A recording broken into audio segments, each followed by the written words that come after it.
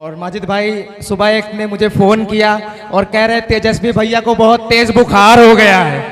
तेजस्वी भैया की जबान काबू में नहीं है। तेजस्वी भैया थर थर कांप रहे हैं। और पप्पू यादव की खबर कल आई थी, थाली बजा बजा के बात कर रहे हैं इस वक्त। अरे पप्पू जी, आपको थाली बजाने की क्या जरूरत थी? हमें पता था आप क्या है, हमें पता था आप क्या है। आपको थाली बजाने की जरूरत नहीं थी। इस तरीके से जाहिर करने की क्या जरूरत? एक मिनट में अपने बात रखे। औज़ु बिल्लाहि मिनश शैतानिर रजीम, बिस्मिल्लाहिर रहमानिर रहीम, अस्सलामु अलैकुम व रहमतुल्लाहि व बरकातुहू। हमारे बीच बड़े भाई माजिद हुसैन साहब आपके बीच है। ये शख्स नहीं बल्कि शख्सियत है। और माजिद भाई सुबह एक ने मुझे फ़ोन किया और कह रहे तेजस्वी भैया को बहुत तेज़ बुखार हो गया है। तेजस्वी भैया की जबान काबू में नहीं है। तेजस्वी भैया थर थर कांप रहे हैं। और पप्पू यादव की खबर कल आई थी, थाली बजा बजा के बात कर रहे हैं इस वक्त। अरे पप्पू जी, आपको थाली बजाने की क्या जरूरत थी? हमें पता था आप क्या है, हमें पता था आप क्या है।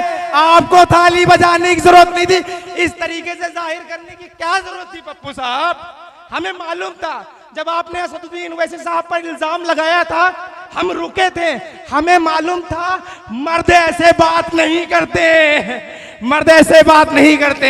तो पप्पू जी, आप राजनीति छोड़ दीजिए। आने वाली 14 तारीख को नतीजे बताएंगे। सीमांचल में तूफान चल रहा था, असदुद्दीन ओवैसी साहब के नाम का तूफान चल रहा था।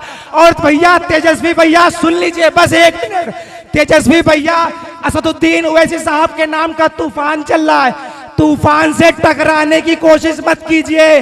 तूफान से बचना है तो एक काम कीजिए, किनारे हो जाइए, बच जाइएगा, वरना मिट जाइएगा। मिटा देंगे ना उनको, मिटाएंगे ना उनको जिन लोगों ने धोखा किया। अरे भैया, लालटेन मिलती है क्या? अब लालटेन का जमाना है क्या? अरे भाई, तेल ही नहीं मिलता, लालटेन कैसे चलेगी? शुक्रिया आपका।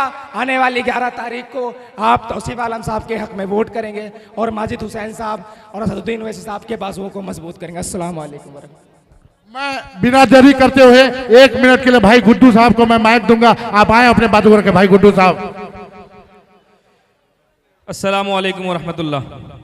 सबसे पहले मैं यहाँ पर मंच पर तशरीफ़ फरमा जनाब MLA माजिद हुसैन साहब और हमारे हरदिल अजीज़ MLA जो 4 बार के MLA रह चुके हैं, इंशाअल्लाह हम लोग 5वीं बार भी उन्हें बनाएंगे। हम उनका भी शुक्रिया अदा करते हैं। और मंच पर बैठे हैं जनाब मुखिया नूर आज़म साहब और हमारी बहन जो हैदराबाद से आई हुई हैं। मैं उन सब लोगों का स्वागत करता हूं कि आप लोग इतनी दूर से चलकर हमारे यहाँ के जनाब तौसीफ आलम की कामयाबी के लिए इतनी शिद्दत से हैदराबाद से चलकर यहाँ पर आके मेहनत कर रहे हैं। मैं आम तमाम लोगों का शुक्रिया अदा करता हूँ, ख़ास तौर से जनाब माजिद हुसैन साहब का, जिस तरह से ग्राउंड लेवल पे गांव-गांव जाकर गली गली में नुक्कड़ करके लोगों को समझाने का काम करते हैं। मैं उनका शुक्रिया अदा करता हूँ। और मैं अपनी बात बहुत ज़्यादा लंबी नहीं खींचूंगा।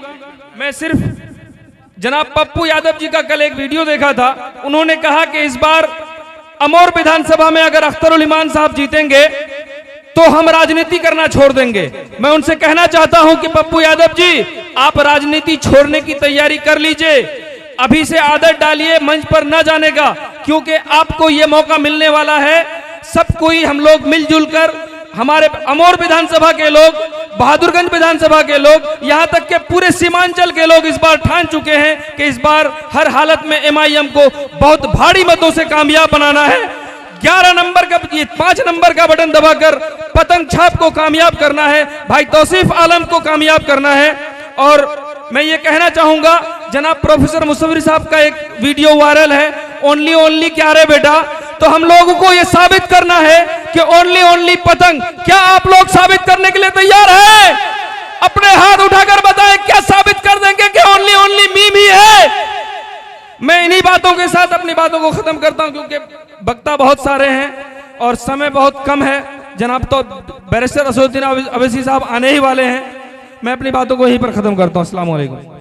बहुत खूब। इसी पंचायत का एक हाफिज रागिब साहब को मैं दावत दूंगा। 1 मिनट में अपने बातों को रखे। हाफिज रागिब साहब MIM के प्रखंड के उप उपाध्यक्ष है, मैं उनको 1 मिनट के लिए दावत देता हूं। अली परवाना बाबू। आप सबों को मेरे तरफ से अस्सलाम वालेकुम व रहमतुल्लाहि व बरकातहू, और मेरे हिंदू भाइयों को भी प्रणाम और नमस्कार। आज मौजूदा हालात को देखते हुए हमें इस मंच को संवारने के लिए और इस मंच से बोलने के लिए मौका मिला है। मुझे सोचने की ज़रूरत है, देश कहाँ है और सीमांचल कहाँ है।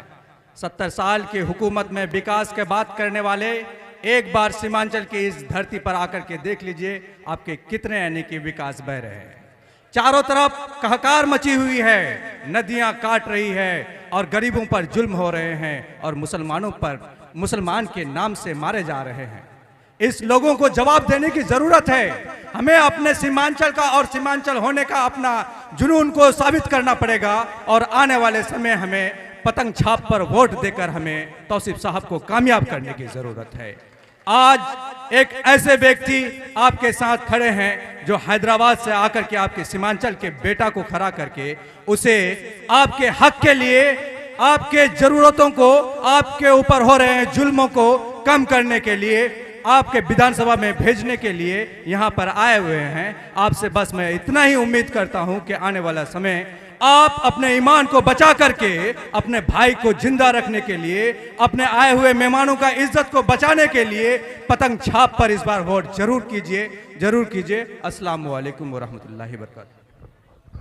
बहुत खूब। फिर मैं एक बार मंच में बैठे हुए जो हमारे लोग हैं, हमारे जो साथी हैं, मैं कहूँगा बहुत ही मुअद्दबाना गुजारिश करता हूं कि भाई मंच खाली कर दें, क्योंकि आपके बीच शेर हिंदुस्तान कुछ ही मिनटों में यहाँ तशरीफ रखने वाले हैं। मंच खाली कर दें। बिना ताकीर करते हुए तेरागत प्रखंड के AIMIM के अध्यक्ष जनाब राहत हुसैन साहब को मैं 1 मिनट के लिए दावत देता हूं। राहत साहब आप आए और अपने बातों को रखें।